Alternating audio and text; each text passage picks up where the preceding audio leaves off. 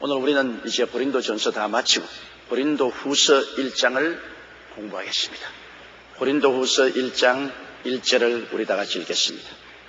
하나님의 뜻으로 말미암아 그리스도 예수의 사도된 바울과 및 형제 디모데는 고린도에 있는 하나님의 교회와 또 온 아가야에 있는 모든 성도에게 하나님의 뜻으로 말미암아 그리스도 예수의 사도된 바울이었습니다. 바울 선생은 그 마음속에 굉장한 확신이 있은 것은 그가 사도가 된 것은 자원에서 된 것이 아니라 하나님이 차출했다는 것입니다. 뜻으로 하나님이 바울 선생을 불렀다.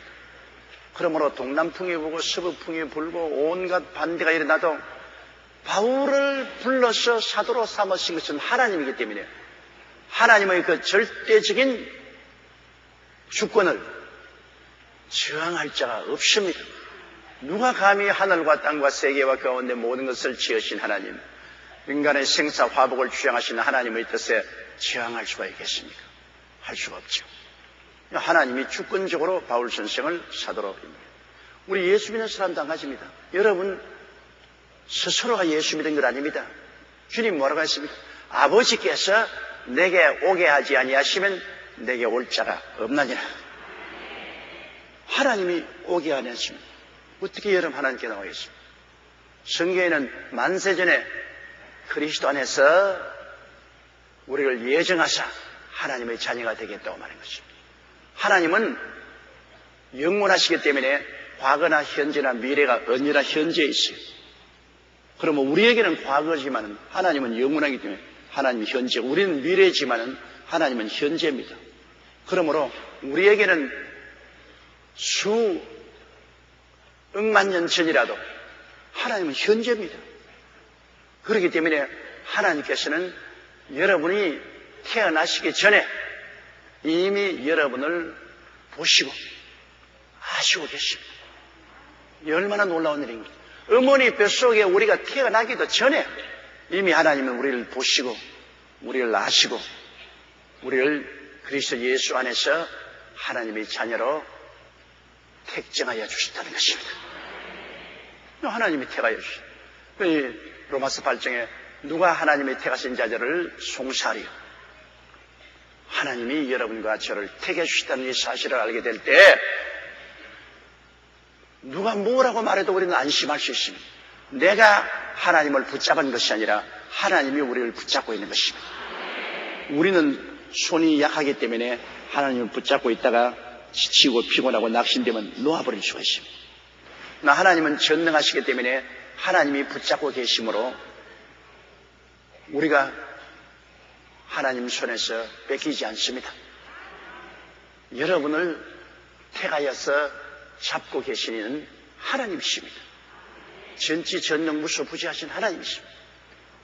그러므로 우리가 하나님의 이 손길을 감사하고 찬송해야 됩니다. 우리를 택한 이는 하나님이시다. 나를 택한 이는 하나님이시다.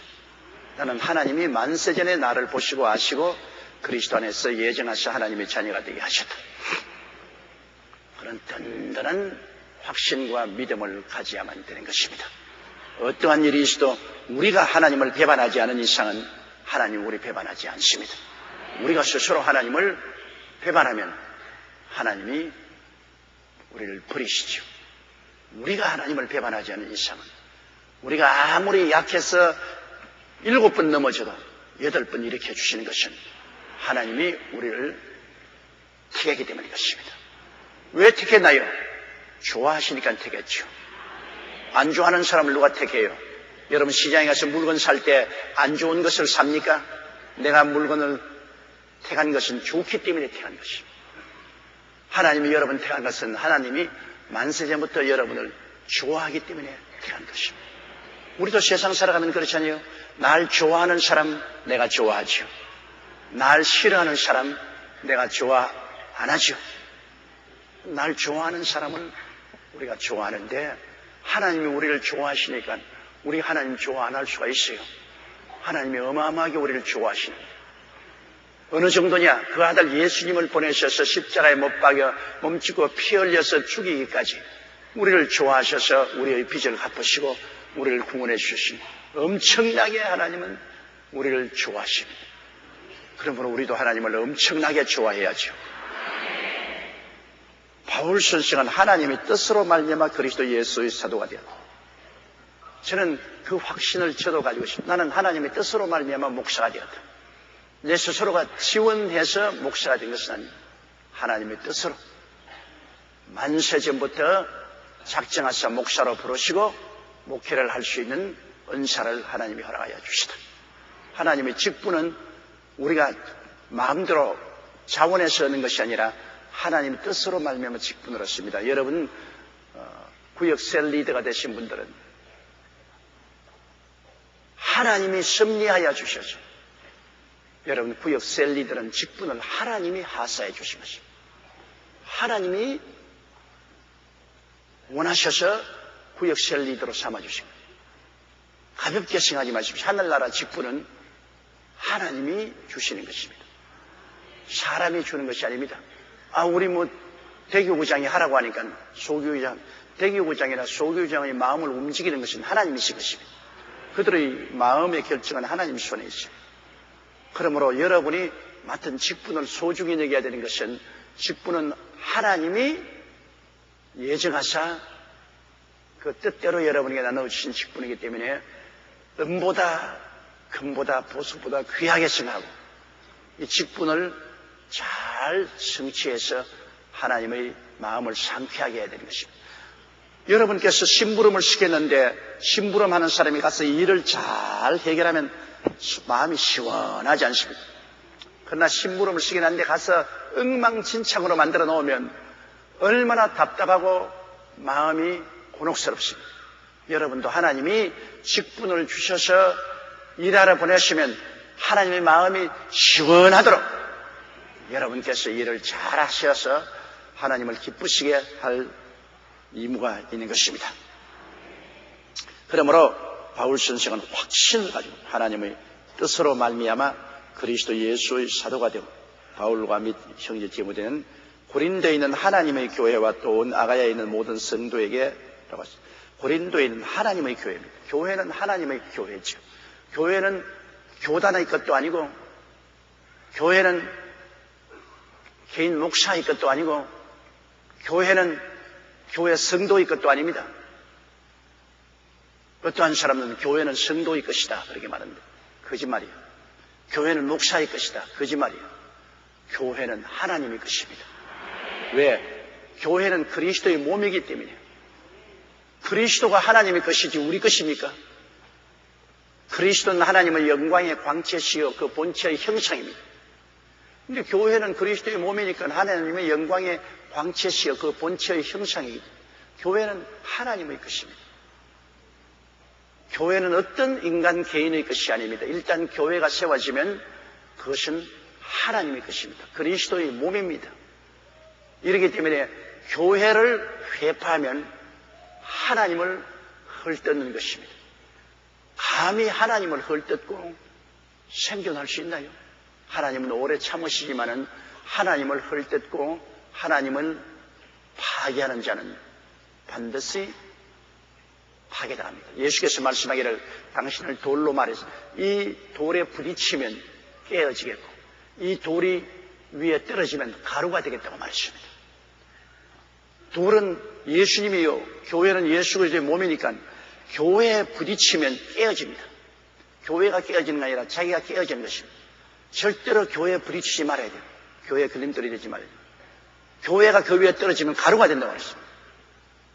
왜? 교회라는 기관은 사람이 만든 기관이 아닙니다. 교회는 하나님의 것입니다. 하나님의 주권적 의지로서 세운 것이 교회이기 때문에 절대로 하나님을 대적하고 살아남지 못합니다. 인류 역사를 통해서 보십시오. 역사의 모든 강대한 나라들이 하나님을 대적하고는 다 무너졌습니다. 아수리아, 바벨로니아, 페르시아, 로마, 그 다음에 나폴레옹, 독일의 히틀러, 소련, 스탈린, 일본의 도조 모두 다 하나님을 대적하는 나라를 세웠습니다. 역사를 통했을 때 다 무너졌습니다. 그러나 하나님 이름을 알고 높인 나라는 서구 구라파와 미국과 그 여러 나라들 보십시오. 굉장히 불완전하고 온전하지 못한 점이 많지만 그래도 제가 내 이름을 안적 내가 저를 높이리라. 주님의 이름을 알고 주님의 이름을 경외하는 그런 바탕에 있는 나라는 하나님이 다 높여주었습니다. 온 세계 주의 이름을 부르는 나라들은 역사적으로 망하지 않았습니다. 주님께서 끝까지 붙들어주고 이렇게 세워주었습니다.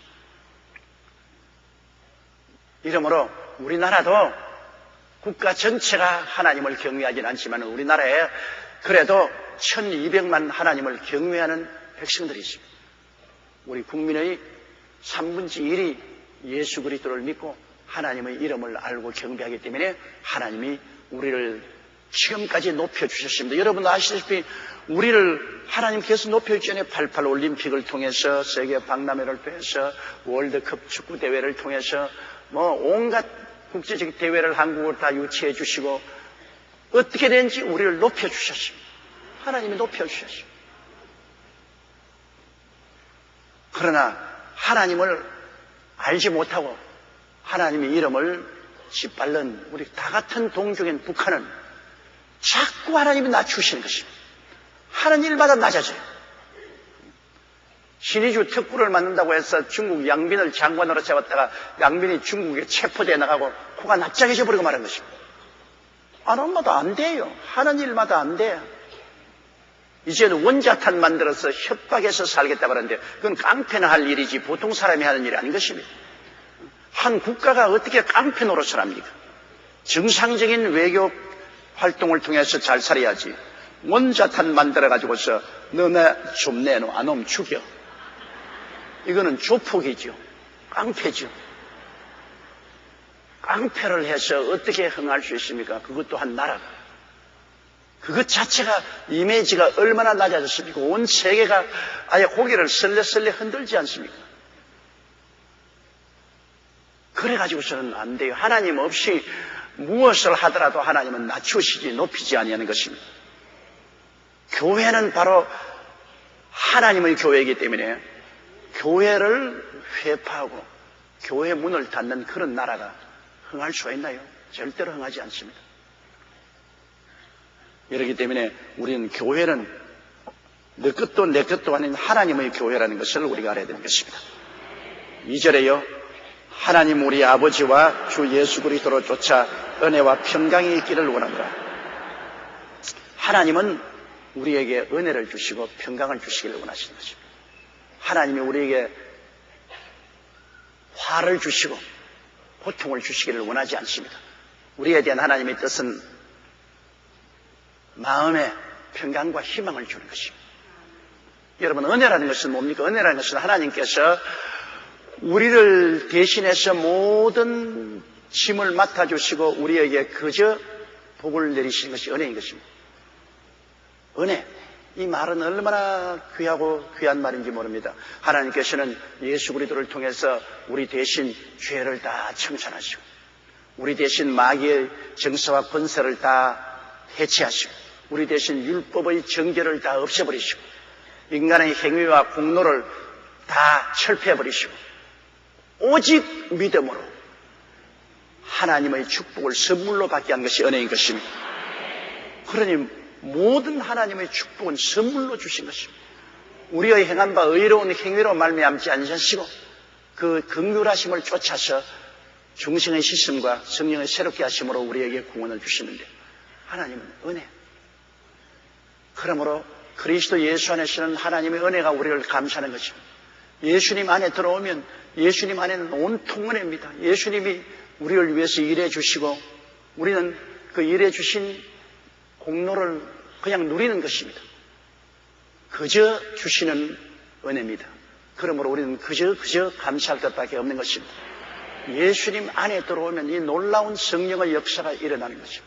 은혜를 받는 것입니다. 여러분, 은혜로서 용서와 의와 영광을 받았고, 은혜로서 성령 받았으며, 은혜를 통해서 믿음으로 치료를 받았습니다. 은혜를 통해서 믿음으로 축복을 받았습니다. 그 은혜를 인하여 믿음으로 그냥 공짜 티켓 가지고 천당행 열차를 타는 것입니다.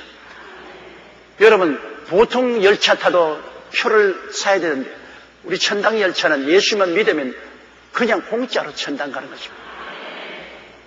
더구나 우리 한국 사람 공짜 좋아하지 않아요. 하늘나라는 완전한 공짜예요.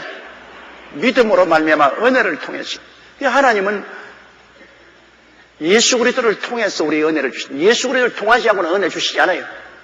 하나님의 은혜의 역사는 모두 다 우리 주 예수 그리스도의 십자가 대속을 통해서 주시는 은혜지, 예수님을 통하지 않고는 하나님의 은혜는 없습니다. 하나님의 진노와 심판이 있을 까라는 거죠. 예수 안 믿는 사람들은 하나님의 은혜를 거역했습니다. 예수가 하나님의 은혜니까.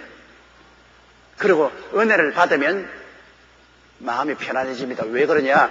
우리가 하나님 은혜 받아서 이제는 하나님을 아버지로 모시고 하나님 아버지께 의지할 수 있는 것입니다. 사람이 의지할 때 편안해요. 서 있으면 다리 아프잖아요. 글상에 앉아서 이렇게 의지하면 편안하지 않아요. 벽에 이렇게 기대고 의지하면 편안하지 않아요.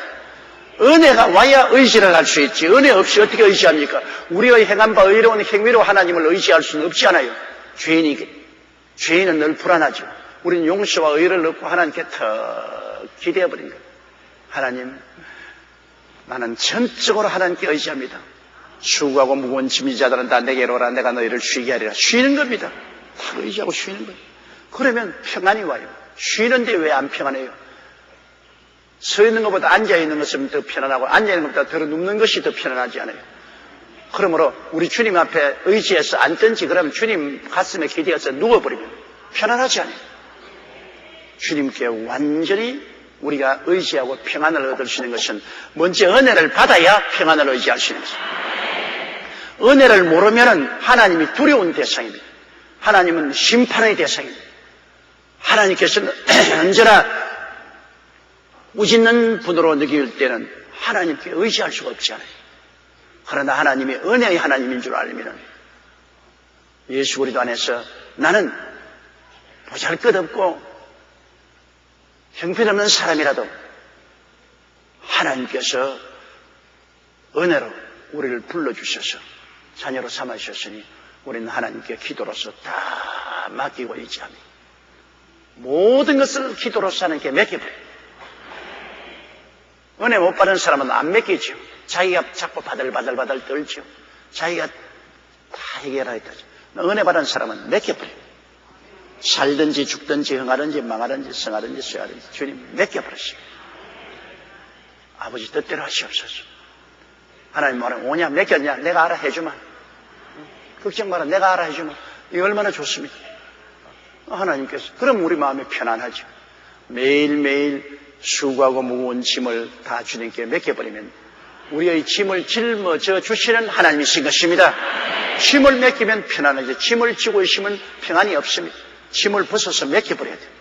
그러므로 하나님이 원하시는 것은 하나님 우리 아버지와 주 예수 그리스도로 쫓아서 하나님은 은혜를 주시고 평강을 우리에게 주시기를 원하시는 것입니다. 우리 예수 믿는 사람은 모두 다 은혜를 마음속에 품고 평안해야 되는 것입니다. 은혜를 의지해서 하나님께 의지해서 편안하다. 은혜와 평강이 있어야 됩니다. 은혜와 평강. 옆에 있는 분들에게 은혜와 평강이 있어야 됩니다. 그렇게 인사해 주십시오. 여하간 우리 힘으로 인생을 사는 것은 아니니까요. 힘으로도 능으로도 아니되나 나의 성령으로 된다고 하셨습니다. 우리 힘으로 인생을 사는 것은 예수 믿는 생활이 아닙니다. 안 믿는 사람은 자기들 힘으로 살죠. 아담과 하와가 에덴 동산에 있을 때는 하나님이 모든 것을 다 예비해 주셨어요. 그러나 아담과 하와가 에덴 동산에서 쫓겨나왔을 때는 자기 스스로가 자기 문제를 해결해야 되기 때문에 수고하고 무거운 짐을 짊어졌죠. 에덴 동산에서는 수고하고 무거운 짐이 없어요. 하나님이 다 예비해 놓았는데 왜 수고하고 무거운 짐을 져요? 이제 오늘날에 와서는 예수님이 우리 위해서 다 짐을 지고 예비해 놓았는데 왜 우리가 짐을 짊어져요? 믿으면 되지. 하나님이 자기를 사랑한 자를 위해서 예비해 놓은 모든 것을 눈으로 보지 못하고 귀로도 듣지 못하고 마음으로도 깨닫지 못했다는 것 같으면 했는데, 우리는 눈으로 못 보고 귀로 못 듣고 손으로 만져보지 못했어도 믿음으로 하나님이 나를 위해서 다 예비해 놓았다는 것을 믿고 의지하는 것입니다. 3절요. 찬송하리로다. 그는 우리 주 예수 그리스도의 하나님이시여 자비의 아버지시여 모든 위로의 하나님이시며. 자, 찬송하리로다. 하나님을 찬송하리, 찬양한다. 우리 하나님을 찬송한다는 것은 쉬운 말로 말하면 하나님을 칭찬하는 것을 말하는 거죠. 이 세상에 칭찬 듣고 기분 안 좋은 사람 한번 손들어 보세요. 할머니는 칭찬 들어도 기분이 안 좋다고 손을 듭니다.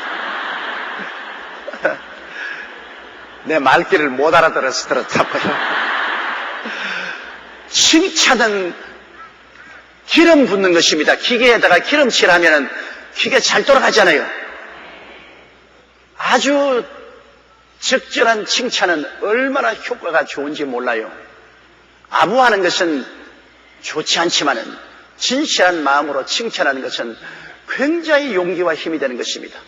그렇기 때문에 여러분 부부간에라도 서로 다 기회를 봐서 억지로 하지 말고 기회가 맞아들은 칭찬을 그냥 탁 기름을 쳐버리십시오.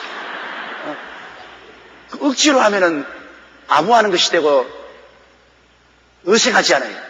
그러나 남편은 딱 기회를 노렸다가 어떻게 장찌개를 잘 해놨으면 그 기회를 차서 당신 음식 솜씨 그냥 그만이야, 그만. 내가 어디 먹어봐도 이 장찌개만큼 맛있는 것이 없어. 아, 정말 장찌개 잘 만들었네. 얘들아, 엄마 솜씨 좋지? 정말 잘한다. 뭐 장찌개뿐인가? 모든 것 다 잘하는 거야.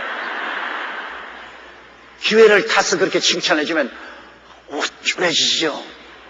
아주 용기와 힘이 생기고 삶의 맛이 난다고요. 살맛이 나요. 살맛이 나야 돼.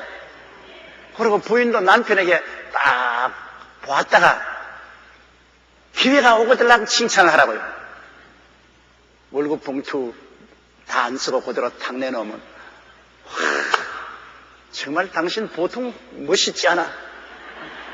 아, 다른 남자들은 그냥 월급 봉투 받아가 술값 다 지불해버리고 도박하고 빈 봉투 들어오면 많은데 당신은 월급 봉투 탁 그대로 갖다 주니 정말로 사나이 중에 사나이야. 정말 멋있어. 얘들아, 아버지 정말 제일이야. 아버지 같은 이런 훌륭한 사람 닮아라. 막 또 이렇게 야단 노적을 떠느냐 그러면서도 속으로 굉장히 좋다고 기분이. 굉장히 좋아요. 남자라는 것은 뭘 좀 가지고 부인에게 갖다 주면서 이렇게 힘 탁 주는 걸 그거 좋아한다고요. 어떻게 돈 좀 생기면 가지고 봉투에 넣어. 됐다. 뭐 필요한 거 써. 그러면 암만 떠나고 쓱 받아 넣어버리면 그런 바보가 세상에 어디 있어요. 그런 부인들은 되게 바보가 많아. 그런 거 받아가지고서 그냥 넣어버려. 그냥 그 바보야. 그런 기회를 사용해야 돼. 그런 기회를 사용해가지고서 와 이거 많아. 이걸 웬 선물을 주십니까? 당신이 쓰지. 아, 당신 주려고 다 마련해 왔잖냐. 아이고 감사해요. 어디 하지 안 보자. 아이고 이뻐라. 아이고 이뻐라. 그러면서 안고서 뽀뽀도 한번 해주고. 아이고 정말 고마워요. 너무너무 고마워. 당신 정말 멋있어. 정말 멋있는 남자야. 그 기회를 이용해서 여러분 칭찬을 착 해버리면 그 다음에는 자꾸 가져오네. 자꾸 가져와. 자기 쓸 것도 다 아끼고 가져오는 거로.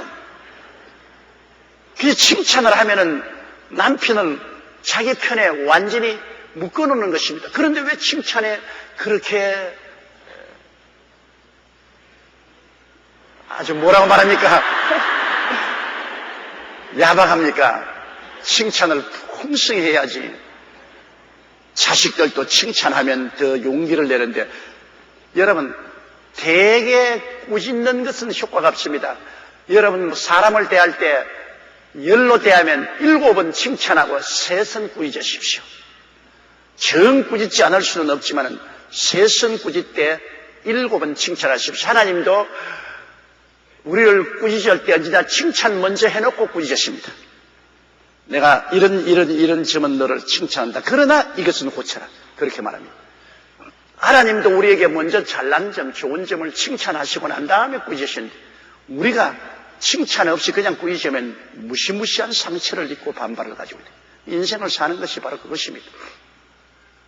우리는 다 하나님의 형상과 모양 닮았기 때문에 칭찬받기는 하나님 찬양받기 원하시잖아요. 여러분 하나님을 자꾸 찬양하면 하나님이 영화로움을 느끼지 않습니까? 하나님이 마음이 뜨거워진다고. 영화로움. 하나님이 찬양받기를 원하시는데 여러분은 다 하나님의 형상과 모양대로 바라기 때문에 그 아버지의 그 아들이며 그 아버지의 그 딸입니다. 하나님 아버지의 그 아들이고 하나님 그 아버지의 그 딸인데 하나님이 칭찬받기를 원하시기 때문에 사람도 칭찬받기를 원한다고요. 그 칭찬이라는 것이 얼마나 우리에게 좋은 결과를 맺는지 모릅니다. 이 성경에도 말해요. 찬송하리로다. 찬송하리로다. 우리 하나님을 찬송하리로다. 우리가 찬송가를 부르고 하나님께 감사와 찬양을 드리면 하나님께서 영광스러움을 느낍니다. 하나님 그 위대하신 하나님께서 사람으로 말미암아 영화로움을 느끼는 것이니까 얼마나 좋은 일인 것입니다. 찬송하리로다. 그는 즉 우리 하나님은 주 예수 그리스도의 하나님이시오. 우리 주 예수 그리스도의 하나님이요 우리 주 예수 그리스도의 아버지인 것입니다. 아버지 하나님과 예수님과 성령님은 동시에 존재하시며 아버지가 중심이 되고 아들과 성령이 아버지께로부터 나온 것입니다. 여러분 그러므로 아버지가 있어서 후에 아들이 생깁니다. 아버지가 있자마자 아들이 생기고 성령이 생긴 것입니다. 태양을 보십시오. 태양의 본체가 있자마자 빛이 생기고 열이 생긴 것입니다. 태양이 있고 난 다음 한참 만에 빛이 생기고 한참 만에 열이 생기는 것이 아닙니다. 언제나 빛이 있는 곳에 가면 따뜻한 열이 있지. 태양이 있자마자 동시에 빛이 있고 열이 있지만은 그러나 빛은 태양에서 나오고 열도 태양에서 나옵니다. 동시에 존재하시며 함께 계시지만은 태양이 본체가 되고 빛과 열은 본체에서 나온 것입니다. 하나님은 본체이시오. 예수 그리스도는 그 본체에서 나온 형상인 거죠. 그러므로 하나님은 예수 그리스도의 본체이십니다. 예수 그리스도는 하나님, 예수 그리스도의 하나님이요 예수 그리스도의 아버지십니다. 참으로 신기하잖아요. 우리 하나님은 삼위일체 하나님은 누가 사람의 머리로 생각할 수가 없습니다. 여러분 태양과 빛과 열 삼위일체 아닙니까? 절대 분리가 안 됩니다. 빛이 있는 곳에는 태양이 있고 태양이 있는 곳에는 열이 있습니다. 열이 따뜻한 데 가면 당연히 빛이 비치고 그 안에 태양이 있어요. 환한 빛이 데 가면 열이 있고 그건 태양이 있어요. 태양이 있는 곳에 가면 빛이 있고 열이 있어요. 삼위일체 하나님은 동시에 거하시며 함께 거하시며 절대로 분리하지 않습니다. 빛 안에 태양과 열이 있고 열 안에 빛이 있고 태양이 있고 태양 안에 열이 있고 빛이 있고 삼위일체 하나님인 거죠. 그러므로 우리 하나님 아버지는 우리 주 예수 그리스도의 하나님이시요 자비의 아버지십니다. 하나님이 자비로우냐 아니냐 그것은 여러분 다른 것 따지지 말고 십자가를 쳐다보면 알 수 있는 것입니다. 죄를 짓고 불의하고 추악하고 버림을 받아야 마땅한 자식들 보고 야, 너 죄값으로 너 뒤져라. 네가 죄 지었으니 뭐 네가 그 받아야지 무슨 잔소리 하냐. 그렇게 할 수 있지 않아요. 그러나 하나님께서는 이 죄 지은 사람을 불쌍히 여기고 가슴이 저미도록 불쌍히 여기서 자비해야 하는 그 아들 예수를 보내셔서 십자가에 못 박았다.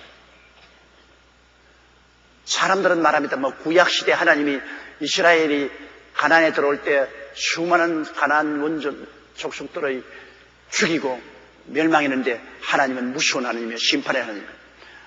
하나님의 역사의 그 깊이를 우리는 도저히 알 수 없기 때문에 하나님을 어디 사느냐? 예수 그리스도 십자가를 통해서 하나님을 알아야 되는 것입니다. 하나님이 그들을 죽인 것도 자비함으로 죽인 것입니다. 왜?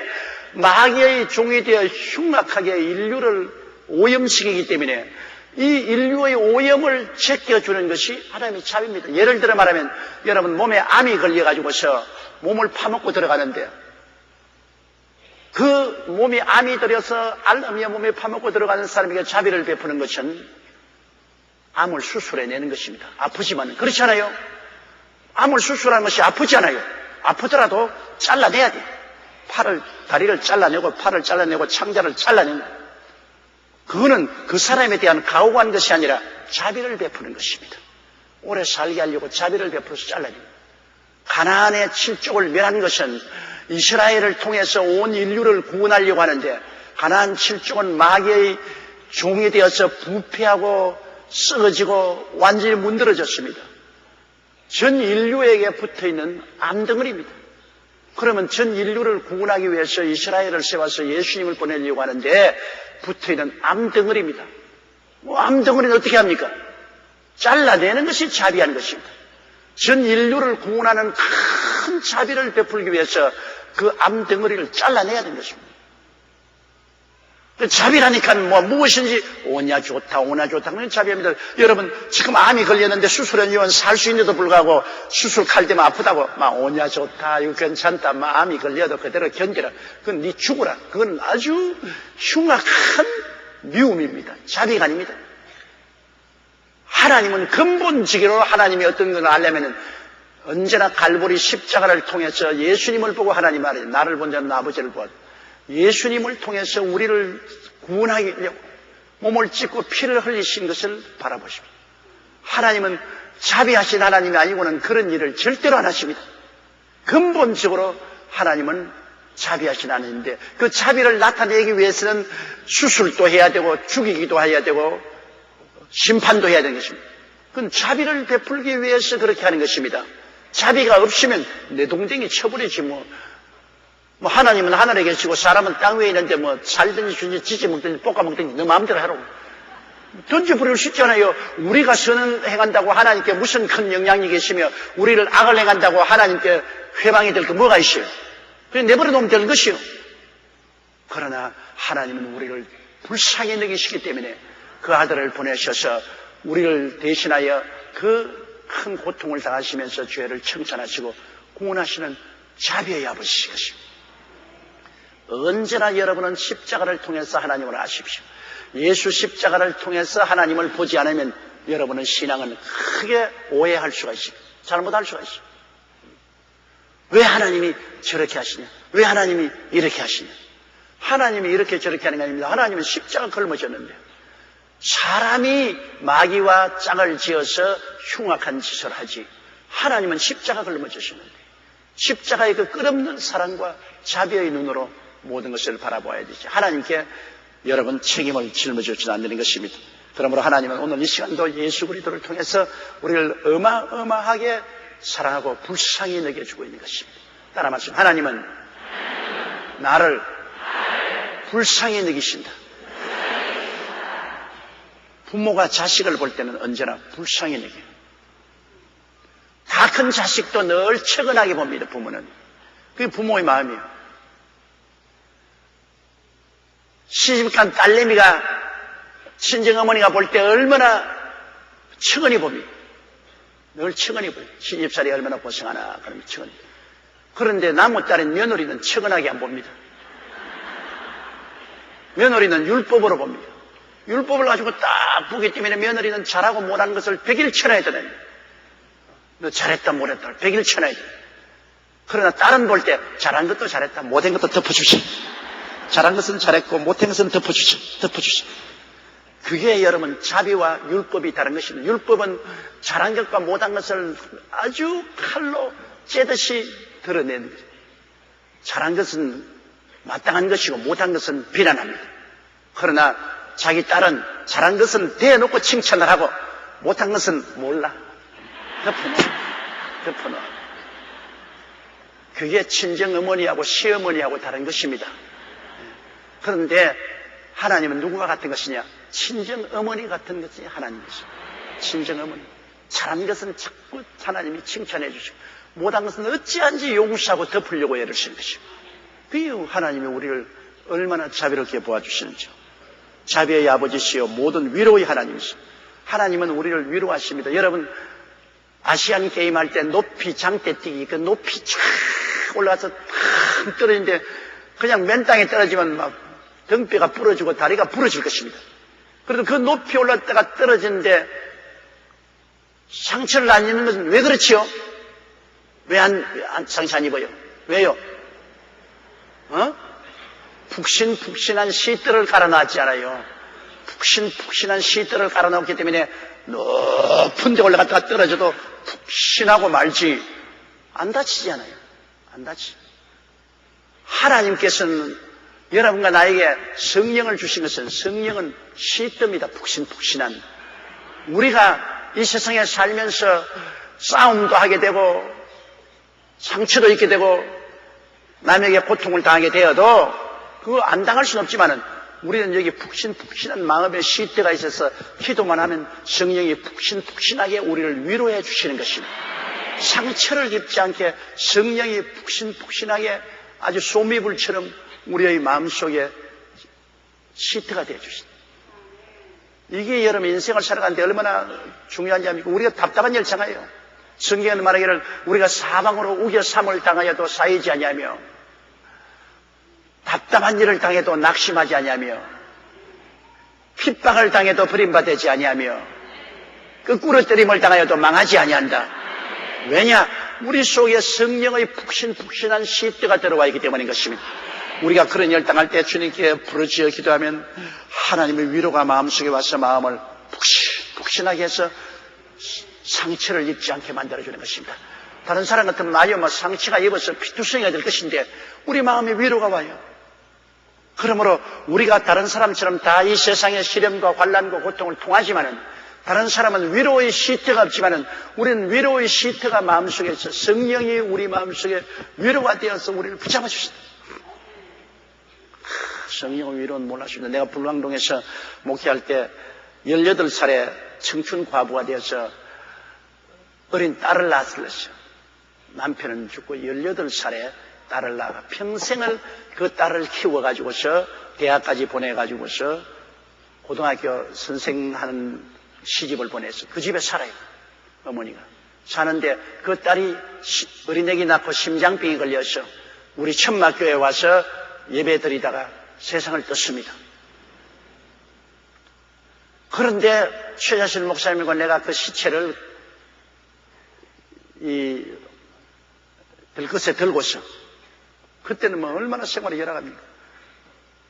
겨울 추운데 미끄러지면서 들것에 들고서 그 연립주택 집에 사는데 그 집에 이제 새벽에 들고 갑니다. 밤에 철야기도 하다가 죽었으니까 새벽에 들고 갔는데 내가 그 시체를 들고 가면서 참으로 너무나 천지가 안타깝다. 그 어머니가 80여세가 되었는데 18살에 과부가 되어가지고 그 딸 하나 보고 살았는데 그 딸이 죽은 시체를 들고 가는 우리가 여러분 어떻겠습니까? 심정이 내 발이 안 떨어지더라고요. 그래 그 대문을 열고 들어가니까 그 어머니가 딸이 철회하고 이제 들어온 줄 알고 야 이제 오냐 하면서 나오더라고요. 그러냐 할머니 따님이 천당 갔습니다. 뭐야? 천당 갔다고? 나는 시체 둘 친다고 생각했습니다. 시체 둘 치더라고. 그래서 내가 할머니 그냥 그 자리를 붙잡고 끌어안고서 그냥 같이 울면서 기도를 해주었습니다. 그런데 그 어머니도 아주 신앙이 좋은데 그냥 아이고 주여 이 일을 어찌합니까? 아이고 주여 아이고 주여 이 일을 어찌합니까? 그러더니만 그 다음 시체를 안방에다 모셔놓고 난 다음에 앉아서 우리가 예배를 드리는데 찬송을 부르고 그 할머니가 눈물을 흘리고 울더니만 나에게 와서 목사님 그래도 목사님 통해서 우리 딸이 예수 그리스도를 확실히 믿고 천당을 가서 지금 천국에 가시니 감사합니다. 난 애미 노릇 다 했습니다. 자식 낳아서 공부시켜서 평생을 바쳐서 훌륭한 딸 만들어서 시집 보내가지고 지금까지 살다가 천당 가시니 얼마나 좋습니다. 그 다음에 찬송을 부르니까 그 할머니가 시체 앞에 나서 춤을 추더라고요. 할순 할머니가 죽은 딸 앞에서 그냥 춤을 넣어.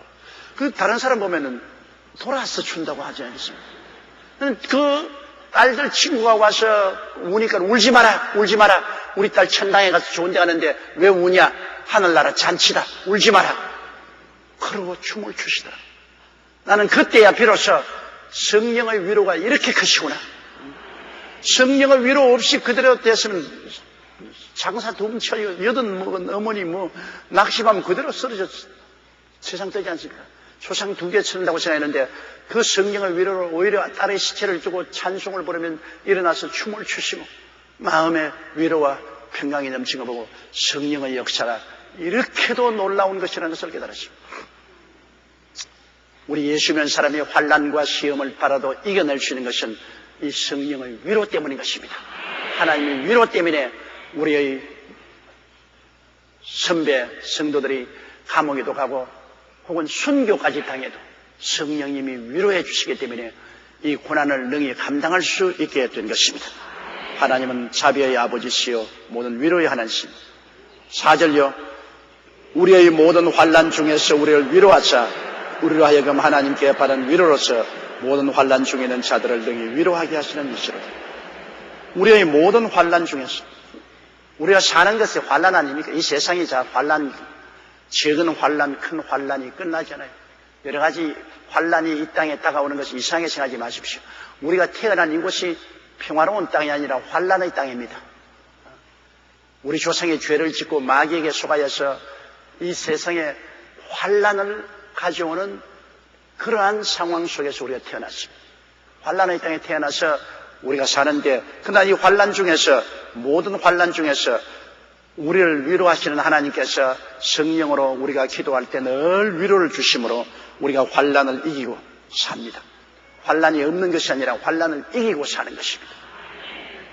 우리는 사망의 엄침한 골짜기도 지나가고 원수의 공격도 받고, 그렇지만은 항상 위로하시는 하나님이 성령으로 우리에게 와서 위로해 주심으로 환난을 극복하는 것인데, 우리 모든 환난 중에서 우리를 위로하사 우리로 하여금 하나님께 받은 그 위로가 너무 크기 때문에 또 환난 중에 있는 자들을 위로할 수가 있는 것입니다.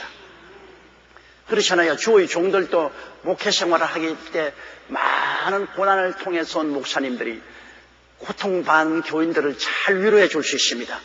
목사님들이 그 교회 개척하고 교회를 세우면서 많은 시련을 겪고 환난을 겪어본 사람은 그 사정을 알기 때문에 설교를 통해서 교회 오는 사람에게 많은 위로를 주고 많은 평안을 줄 수가 있는 것입니다. 그러나 전혀 환난을 체험해보지 않은 주의 종들은 위로할 줄을 몰라요.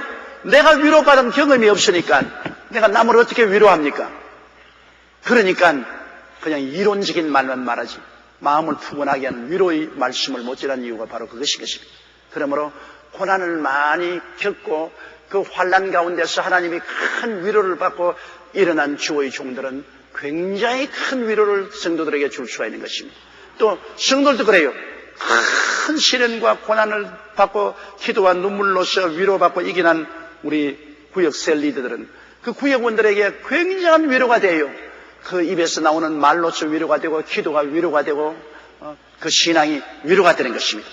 그러므로 많은 환난을 통해서 큰 위로를 받은 사람들이 많은 사람에게 환난 받는 사람에게 위로를 주고 이김을 가질 수 있도록 해주시는 것입니다. 그러므로 환난 그 자체라도 예수 믿는 사람에게 유익이 됩니다. 내가 환난 받는 것이 유익입니다. 왜? 환난 받아야 위로받을 수 있죠. 환난 없는데 위로가 어떻게 합니까?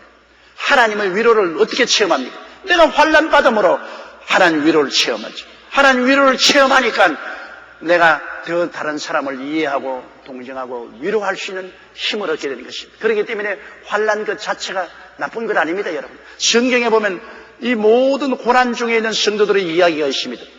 그 성도들이 그 무시무시한 고난과 시련 가운데서 하나님을 의지하고 큰 하나님의 도움을 받은 것을 우리가 성경을 통해서 읽기 때문에 얼마나 위로를 받는지 몰라요. 성경 읽을 때 고난받은 사람은 욥을 읽지 않습니까?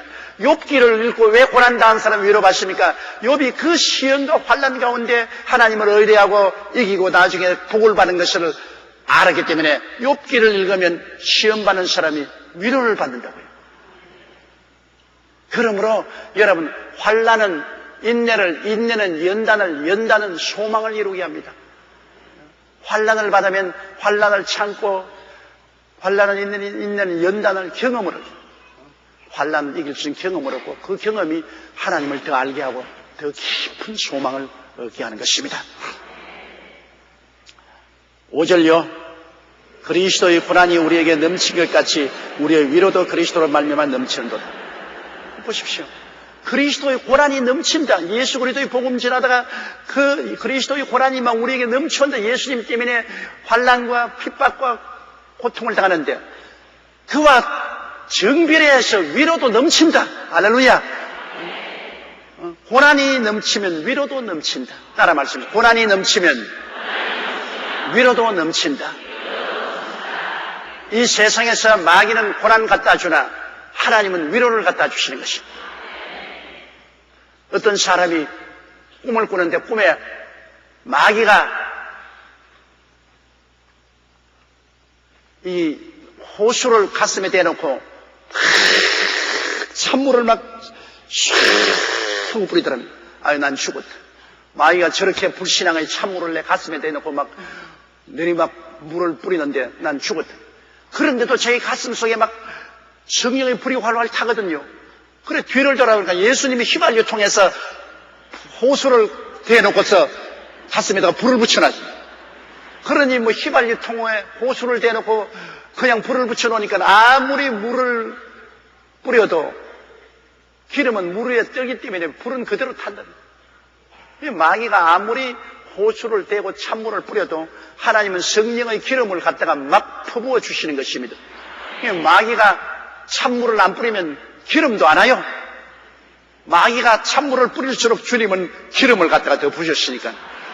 고난 당하면 위로도 많이 온다는 것을 잊지 마시기 바랍니다. 내가 늘 말하는 것처럼 고난은 동등 그 이상의 축복을 가져온다.